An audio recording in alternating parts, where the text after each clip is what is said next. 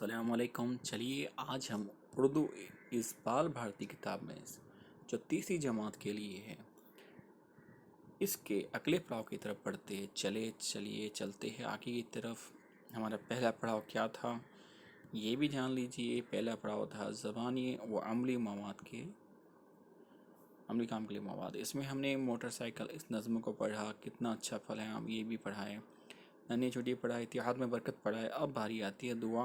ये पहली है, ये नज़्म है और ये सफ़ा नंबर 6 पर मौजूद है। चलिए हम आगे बढ़ते हैं सफ़ा नंबर 6 की जानिब।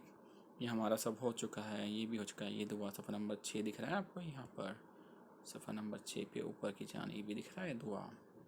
चलिए अब हम इसको पढ़ने जा रहे हैं।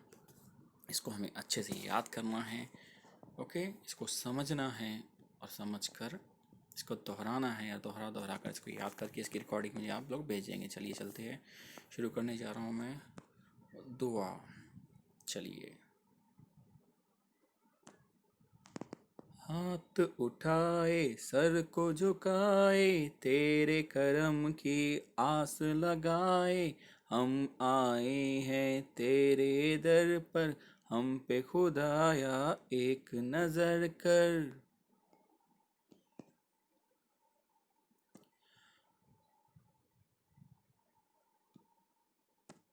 रहमत से दिन फेर हमारे, हम जीते हैं तेरे सहारे, नाम पे तेरे जान फिदा हो, कोई न दिल में तेरे सिवा हो।